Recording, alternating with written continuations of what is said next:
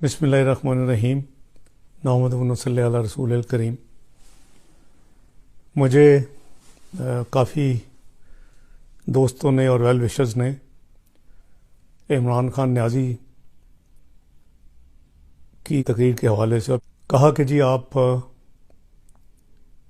पर जो ज़ातियात पर उतरते हैं और हमले करते हैं, उसको आपको कम से कम एक दफ़ा ज़रूर अपनी पोजीशन या अपने व्यूज़ को क्लियर करना चाहिए। मैं ये अर्ज़ करूँगा कि इमरान न्याजी की प्रॉब्लम है कि वो बहुत ही पर्सनल होते हैं, छोटे दिल के मालिक हैं, कीना परवर हैं, बुग़्ज़ भरा हुआ उनमें, और उनको नवाज शरीफ फोबिया के बाद शहबाज शरीफ फोबिया, इसहाक डार फोबिया। सियासत में कुछ इक़दार होती हैं, इखलाकियात होती हैं, उनको इसमें कोई बिलीव उनका नहीं है और वो इस सब की धज्जियाँ उड़ाते हैं टाइम एंड अगेन। सबसे पहले बात कर लेते हैं, चूँकि वो कई दफ़ा ये बात दोहरा चुके हैं, तो मेरा ख्याल है इसको मैं क्लियर कर लूँ कि मेरे वालिद मोहतरम, अल्लाह ताला उनको गरीक़ रहमत करें, वो कोई सिविल सर्वेंट नहीं थे।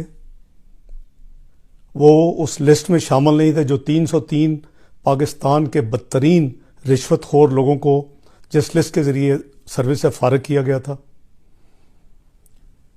वो अल्हम्दुलिल्लाह अपने कारोबार में थे और साइकिलों का बिल्कुल कारोबार था उनका। लेकिन 1947 के बाद कौन से अरबपति पाकिस्तान में या करोड़पति पाकिस्तान में आए थे?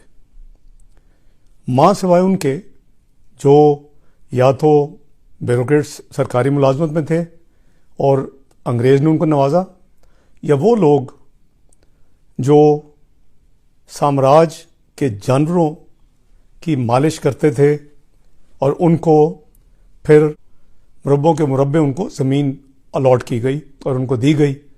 ये दो कैटेगरीज़ के अलावा कोई भी पाकिस्तान में कोई बहुत बड़ा इंडस्ट्रियलिस्ट, को बहुत बड़ा सरमायाकार या कोई दौलतमंद कोई फैमिली उस वक़्त रेयर ही थी पाकिस्तान में।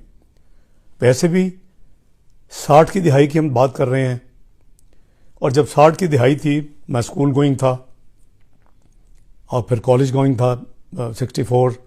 1964 से 1966 गवर्नमेंट कॉलेज और फिर university Punjab हैरे college of commerce.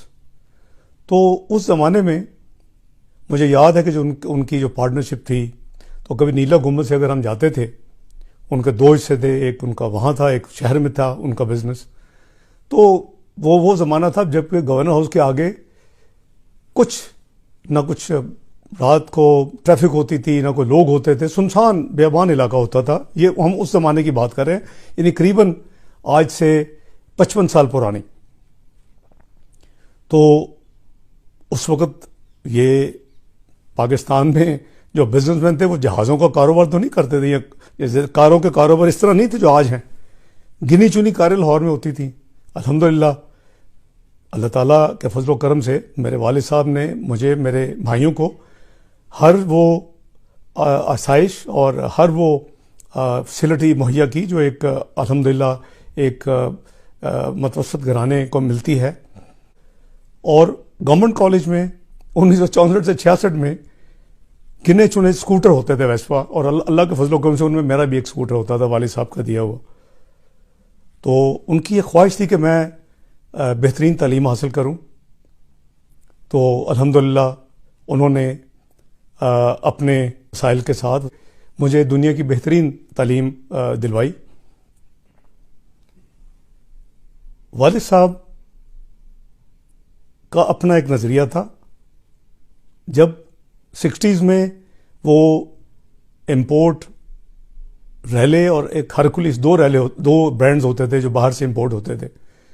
जब वो अयूब खान की हुकूमत में कुछ साथियों ने, उनके दोस्तों ने रुस्तम सराब साइकिल फैक्ट्री लगाने का फैसला किया, تو وہ ان کے ذریعے، میں تو بہت اسکول گوئنگ تھا، مجھے اتنی سمجھ بھی نہیں تھی، تو ان کے نزدیک وہ شاید امپورٹڈ سائیکلز کا مقابلہ نہیں کر سکتے، انہوں نے ان کو اس گروپ کو جوائن نہیں کیا۔ وہ جو گروپ ہے ان کے ساتھی وہ اربوں پتی ہیں اور کچھ ان کی طرح دنیا سے رخصت ہو چکے ہیں۔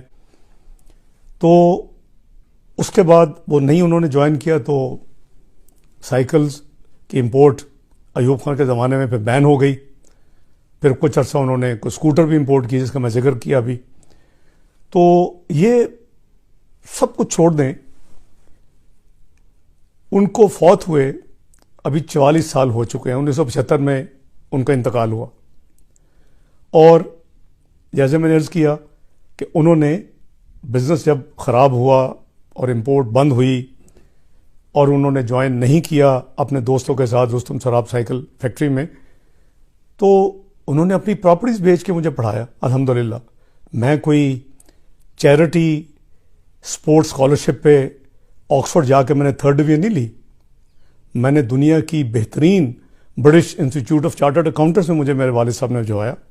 میں نے ہیلے کالج پنجاب یونیورسٹی میں پورے پنجاب میں ٹاپ کیا، مجھے گولڈ میڈلز ملے، وہ بہت خوش تھے۔ انہوں نے مجھے مزید پڑھائی کے لیے میں بھجوایا اور اپنے خرچے پر الحمدللہ مجھے انگلینڈ سے میں بہت لکی تھا، ان کی دعائیں، اللہ تعالیٰ کی مہربانی میرے ساتھ تھی۔ اور میں نے ون آف دی ینگسٹ یعنی عمر میں نے 24 سال کی عمر میں نے چارٹرڈ اکاؤنٹنسی بھی کر لی انگلینڈ سے۔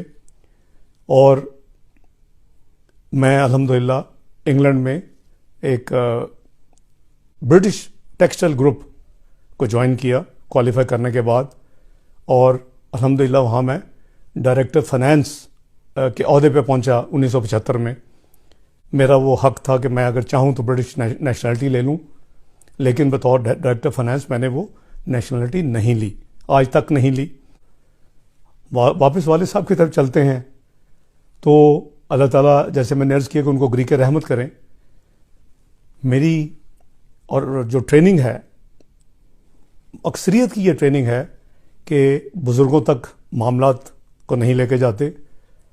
جو بزرگ فوت ہو جائیں ان کو تو بالکل کسی بحث مباحثے میں نہیں لاتے، لیکن نیازی صاحب کا ایک پٹ یہی جملہ ہے اور یہ ہمیشہ یہی بات کرتے ہیں۔ تو اس لیے میں نہ تو اپنے والد محترم کا مقابلہ ان کے والد صاحب سے کروں گا، نہ میں اپنے گرینڈ پیرنٹس کا ان کے گرینڈ پیرنٹس سے مقابلہ کروں گا۔ تو میں سمجھتا ہوں کہ بزرگوں کو ایک طرف رکھ دینا چاہیے۔ میری آپ سے لڑائی تو لو ہیٹ کا ریلیشن شپ آج سے نہیں ہے، آلموسٹ پچھلی 3 دہائیوں سے چل رہا ہے۔ جہاں اللہ کی بات آتی ہے، اللہ کے راستے کی بات آتی ہے، تو میں نے آپ کو ڈونیشنز دیں۔ 1993 میں لاہور چیمبر کا صدر تھا، آپ میرے پاس آئے، میں نے ذاتی آپ کو ڈونیشنز اس وقت دیں، دوستوں سے ڈونیشنز لے کے دی۔ آپ میرے ذاتی دفتر میں آتے تھے گلبرگ میں ایم عالم روڈ پر 1993 میں۔ عارف نظامی صاحب کے بردر ان لا عظمت اشرف آپ کے ساتھ ہوتے تھے، اللہ بخشے ان کو فوت ہو چکے ہیں۔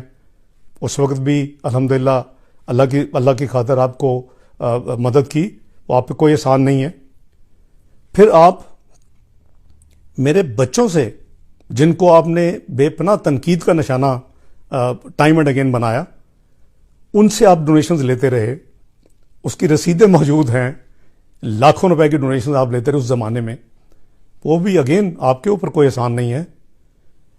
لیکن جب ایک پاکستان کی معروف چارٹرڈ اکاؤنٹنٹ فرم نے آپ کے شوکت خانم کے اکاؤنٹس میں یہ ڈسکلوز کیا کہ آپ نے ڈونیشنز کے پیسے جو ہیں اس سے جوا کھیلا، اس سے بی وی آئی کمپنی میں آپ نے انویسٹمنٹ کی جو ڈوب گئی، اور پھر آپ نے نئی ڈونیشن لے کے اس کو معاملے کو رفع دفع کیا۔ آپ کو یاد ہو کہ وہ پٹیشن آپ کی سپریم کورٹ تک گئی تھی۔ تو میں سمجھتا ہوں کہ الحمدللہ میں آپ کو ہمیشہ مقابلہ کیا ہے۔ آپ پہ تو اتنی جرت نہیں ہے کہ 1993 میں جب آپ نے فارمل میٹنگ کے بعد انفارمل کافی کے اوپر بہت ہی ناشائستہ الفاظ استعمال کیے محترمہ بے نظیر بھٹو کے بارے میں، اور اس وقت لاہور کی جو میرے کولیگس تھے اور ممبرس تھے, بڑے بڑے انڈسٹریسٹ, میں صدر تھا, وہ بیٹھے ہوئے تھے, وہ تمام گواہ ہیں. تو آپ کی انفارچونیٹلی وہ خبر چھپ گئی, اور وہ خبر اس وقت جو دینے والے تھے وہ آج کے ماشاءاللہ حامد میر صاحب ہیں, ان کو وہ تمام واقعہ یاد ہے. آپ نے بھرپور منتیں کی میری کہ میں عظمت اشرف کو منسوب کر دوں, لیکن میں نے آپ کو یہی کہا کہ اگر آپ میں جرت نہیں تھی تو آپ کے الفاظ نہیں کرنے چاہیے تھے ان کے خلاف, اور ویسے بھی آپ کی ان کی عدم موجودگی میں آپ کو الفاظ نہیں کہنے چاہیے تھے. اور اس وقت آپ کے الفاظ کیا تھے جب میں نے آپ کو کہا کہ میاں نواز شریف نے آپ کو زمین دی, میاں نواز شریف نے آپ کو فائنینشیل شوکت خانم کے لیے امداد دی, اور آپ ہماری پارٹی جوائن کریں. میں 1993 کی آپ کو یاد دلا رہا ہوں, Lahore chamber of commerce, mostly لوگ ابھی الحمدللہ جو میرے ساتھی اور صدور تھے اس وقت, ماضی کے صدور, وہ زندہ ہے. اور آپ نے کہا کہ میرے باپ کی توبہ میں اگر سیاست میں کبھی آؤں, اور وہ تمام کے تمام اگلے 4 دن کی کارروائی پاکستان کے اخباروں میں چھپی, اور آپ نے کوئی آپ کو شرمندگی نہیں ہوئی. تو جیسے میں نے عرض کیا کہ میرا خیال ہے کہ گرینڈ پیرنٹس کو والدین کو تو اس میں سے نکال دیں, ہم آپس میں آ جائیں.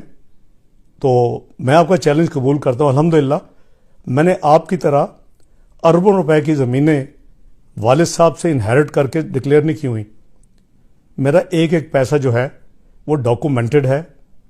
میرا ایک ایک پیسہ جو ہے, چاہے وہ میں نے ڈونیشنز دی ہوں, چاہے وہ میں نے اپنی ارننگز ہوں, وہ تمام ڈاکومنٹڈ ہے.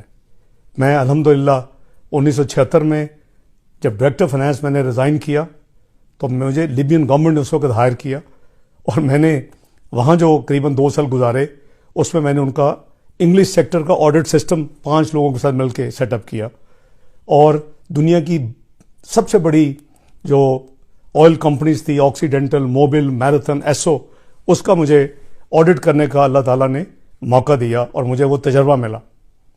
میں پاکستان آیا, پاکستان میں نے ایک چارٹرڈ اکاؤنٹنٹ فرم میں میری پارٹنرشپ ہوئی, میں 3 سال وہاں رہا. اس کے بعد مجھے ایک کمپنی نے ہائر کیا ایز فائنینشیل ایڈوائزر, جن کا لیبیا جہاں میں رہ چکا تھا, ایران, عراق, سعودی عربیہ اور پاکستان میں بزنس تھا, اور میں 8 سال وہ فائنینشیل ایڈوائزر رہا. اس کے بعد میں نے نان بینکنگ فائنینشیل انسٹیٹیوشن کے چیف ایگزیکٹو شپ لی, اور اسی حوالے سے میں عظمت اشرف صاحب کو جانتا تھا کیونکہ وہ بھی ایک نان بینکنگ فائنینشیل انسٹیٹیوشن کے ہیڈ تھے اور میں بھی چیف ایگزیکٹو تھا. راجی صاحب, آپ نے جو ابھی میں نے خبریں پڑھی ہیں میڈیا میں پڑھا کہ آپ نے 37 سال میں 47 لاکھ روپے ٹیکس دیا. میں نے آپ سے 7 گنا 700% آپ سے زیادہ ٹیکس ادا کیا اسی پیریڈ میں. ہاؤ کم کہ آپ کے اثاثے جو ہیں وہ مجھ سے 700% زیادہ ہیں؟ آپ اس کا حساب دیں. تو آئیں آپ بھی اپنا تمام ریکارڈ جو ہے کسی انٹرنیشنل فرم کو دے دیں, میں بھی اپنا ریکارڈ دے دیتا ہوں, کیونکہ نہ میرے بچوں کے پاس وہ سلائی مشینیں ہیں جس سے ڈالر جنریٹ ہوتے ہیں اور ملینز آف ڈالرز کی پراپرٹیز بنتی ہیں. الحمدللہ جو میں نے اپنے بچوں کو گفٹ کیا یا میں نے لون دیا ایز اے پروفیشنل, جب میں 6 سال ٹیکس نان ریزیڈنٹ تھا پاکستان میں 2002 سے 2008, وہ میرا ایک ایک چیز میں نے ڈکلیئر کی, ایک ایک پیسہ ڈکلیئر کیا. جب قرضے ہنسنا واپس لیا وہ میں نے پراپر بینکنگ چینل کے ذریعے اس کو ریسیو کیا. آپ کا کیا کانفیڈنس ہے پاکستان کی اکانومی پہ؟ آپ وزیر اعظم ہوتے ہوئے آج بھی آپ کے فارن کرنسی اکاؤنٹس ہیں جبکہ آپ کا کوئی بزنس نہیں ہے, آپ کی کوئی آمدنی نہیں ہے. آپ کے کہاں یہ euros, pound Sterling, dollar account آج بھی آپ کے ذاتی اسٹیٹمنٹ ایسٹس میں پبلش ہو رہے ہیں میڈیا میں؟ تو بات یہ ہے کہ آپ جو ہے وہ میرے ساتھ 100 دفعہ مقابلہ کریں, اور میں اگر آپ کو اتنا خوف نہیں ہے, نہیں صاحب آپ کی پرابلم یہ ہے کہ آپ نے پہلے 100 دن مانگے, پھر آپ نے 6 مہینے مانگے, ہم نے اس کو صبر سے لیا. آپ نے بہتان اور جھوٹ کا یعنی ایک طوفان برپا کیا ہوا تھا, کنٹینر سے لے کے قرضے قرضے قرضے. کدھر ہے آپ کمیشن کی اب رپورٹ؟ وہ کہتی ہے ہر قرضہ اکاؤنٹ نمبر 1 میں آیا. یہ ہو ہی نہیں سکتا. یہ آپ اب پرائم منسٹر کے دفتر میں کو آپ جو قرضہ لیتے ہیں آپ کے دفتر میں آتا ہے, یا کیو بلاک میں فائنانس منسٹری میں آتا ہے, اسٹیٹ بینک میں آتا ہے, اکاؤنٹ نمبر 1 میں آتا ہے, اس نے واپس جانا ہوتا ہے جب بھی اس کی ڈیو ڈیٹ ہوتی ہیں. تو آپ بتانے اعظم ہیں, آپ کو ایک چیز کی ایکسپرٹیز ہے، 35 ہلکے آپ نے وہ تماشا لگائے رکھا 4 سال. پاکستان مزید ترقی کرتا.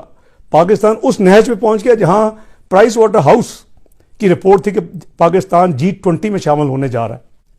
آپ اور چند وہ لوگ جنہوں نے پاکستان کے ساتھ ایک گھنونا کھیل کھیلا، وہ ایک قیمت ایک دن ادا کریں گے.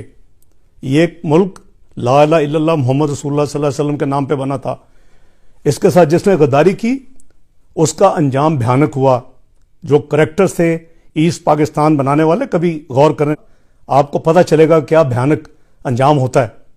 اور آپ کو سلیکٹ کرنے کے لیے اور آپ کے ساتھ کچھ چند لوگوں نے جو ملک کے ساتھ کھیل کھیلا ہے، انشاءاللہ اللہ نے زندگی دی، میں بھی دیکھوں اور آپ بھی دیکھیں گے کہ وہ تمام اپنی قیمت ادا کریں گے. اللہ تعالیٰ ان سے قیمت لیں گے. اس ملک کے عوام کی آپ نے جینا حرام کر دیا ہے، اس کی ملک کی معیشت کو تباہ کر دیا ہے، اس ملک کی خارجہ پالیسی کو آپ نے تباہ کر دیا ہے. آپ نے پاکستان کے خلاف انٹرنیشنل چارج شیٹ کریٹ کر دی ہے. اسامہ بن لادن ISI کو معلوم تھا اور اس نے اس کو پروٹیکشن دی تھی. طالبان ہم نے کریٹ کیے. ایران پہ حملے ہماری سرزمین سے جاگے ہوتے ہیں. آپ کو کچھ خیال ہے کہ آپ کیا کرتے ہیں؟ آپ نے پاکستان کے ساتھ کیا کیے؟ آج تو آپ کے ووٹر جو 1 کروڑ کچھ لاکھ تھے، وہ آج جھولیاں اٹھا کے آپ کو بد دعائیں دے رہے ہیں. ذرا مارکیٹ میں جا کے اور گلیوں میں سڑکوں میں جا کے دیکھیں. نیازی صاحب، الحمدللہ اللہ تعالیٰ نے مجھے حق حلال کی روزی کمانے ہمیشہ دی ہے، اور کو آپ کے پاس اللہ تعالیٰ نے سند نہیں دے دی کہ رزق آپ نے بانٹنا ہے. یہ جو دنیا کے جو بہت بڑے ارب پتی ہیں، 400 دنیا کے جو لوگ ہیں، اس کو دنیا کی 80% دولت ہے، وہ آپ کے سرٹیفکیٹ سے نہیں ملی، وہ اللہ تعالیٰ نے دی ہے. اللہ تعالیٰ جس کو چاہے قرآن حکیم میں کہتے ہیں جس کو چاہوں میں رزق ادا کر دیتا ہوں، جتنا چاہوں رزق ادا کرتا ہوں. اور جیسے میں نے کہا کہ میرا ایک چیز جو ہے وہ ڈاکومنٹڈ ہے، اور میرے خلاف ایک جھوٹا بہتان کہ میں نے 20 سال ٹیکس ریٹرن نہیں دی. اتنا تو پوچھ لو اپنے چیئرمین FBR سے کہ میری 20 سال کی ریٹرن واقعی مسنگ ہے، تاکہ تمہارے دل کو تسلی ہو. مسٹر نیازی، کیا ظلم کر چکے ہیں آپ؟ 300% آپ نے قیمتیں بڑھائی ہیں، دوائیوں کی، روزمرہ کی استعمال کی چیزوں کی، کھانے پینے کی چیزوں کی. خدا کا خوف کریں. ہم نے تو 15% دوائیوں کی قیمتیں بڑھی تھی، اس کو 72 گھنٹے میں ECC کی میٹنگ کال کر کے اس نوٹیفکیشن کو واپس کروایا تھا. تو میں سمجھتا ہوں کہ میں آپ کے لیے مقابلے کے لیے تیار ہوں. آپ تو اتنے ڈرپوک ہیں کہ آپ نے جب 6 مہینے گزرے اور میں نے آپ کے جھوٹ کا جو پلندہ تھا اس کو میڈیا میں میں نے بتانا شروع کیا کہ یہ بھی جھوٹ ہے، یہ بھی جھوٹ ہے، یہ بھی خان نیازی کا جھوٹ ہے، تو آپ اس کو برداشت نہیں کر سکے. پروگرام ایئر ہو رہا تھا تو آپ نے 7ویں منٹ پہ اس پروگرام کو بند کروایا، آف ایئر کروایا. اس کے بعد آپ نے پیمرا کے ذریعے میرے اوپر بین لگوایا کیونکہ آپ سچ کا سامنا نہیں کر سکے. تو یہ تو آپ کی پرانی عادت ہے، بھاگ جانا، ڈر جانا. وہ ججوں کی بحالی کی موومنٹ ہو، میاں نواز شریف اپنی جان ہتھیلی پہ رکھ کے چل رہے ہوں اور آپ 10 فٹ کی دیوار پھلانگ کے ایک SHO کے نوٹس پہ پنڈی سے بھاگ جائیں، یہ آپ کی اصلیت ہے. تو میں سمجھتا ہوں کہ آپ بزرگوں کو اور بچوں کو اگر بیچ میں نہ لائیں تو آپ کے لیے بہتر ہوگا. اور میں آپ کے ہر مقابلہ کرنے کے لیے تیار ہوں. پیمرا کو اجازت دیں، آپ اپنی سٹیٹمنٹ دیں، آپ کو جو افلاطون ہیں جتنے ہیں ان کو لے آئیں، میں مقابلہ کروں گا اور ثابت کروں گا کہ you have ruined Pakistan economy. آپ نے پاکستانیوں کی 22 کروڑ عوام کا جینا حرام کر دیا ہے. آپ نے پاکستان میں وہ معیشت کی تباہی کی ہے کہ جو 71 سال میں نہیں ہوئی. آپ تو کہتے تھے میں 10,000 قرضہ واپس کروں گا، اور آپ نے آتے ہی پہلے سال میں سارے ریکارڈ توڑ دیے. 71 سال کا آپ نے جو ہے قرضہ، اس کا قریباً 30% قرضہ 1 سال میں بڑھا دیا. آپ کو یو ٹرن کے ماسٹر ہیں. تو میں سمجھتا ہوں کہ آپ ذرا ہوش سے کام لیں اور آپ ذاتیات پہ نہ آئیں، اور آپ پیمرا کو اوپن کریں. اپنے جتنے افلاطون لائیں، میں لائیو ڈیبیٹ کے لیے تیار ہوں، اور میں ثابت کروں گا کہ آپ نے جو پاکستان کی تباہی کی ہے وہ 71 سال میں کسی حکومت نے نہیں کی. تو میں سمجھتا ہوں کہ اللہ تعالیٰ آپ کو ہدایت دیں، اور اگر آپ کی ہدایت آپ کے نصیب میں نہیں ہے تو اللہ تعالیٰ پاکستان کی جان آپ سے چھڑائیں. اس 22 کروڑ عوام پہ اللہ تعالیٰ رحم کریں تاکہ پاکستان کے 22 کروڑ معصوم لوگ جو ہیں وہ آگے جا سکیں، ان کا کوئی مستقبل ہو. آپ نے ایک نیوکلیئر پاور جو اکنامکلی ساورن ہونے جا رہا تھا، جو G20 میں شامل ہونے جا رہا تھا، جو کہ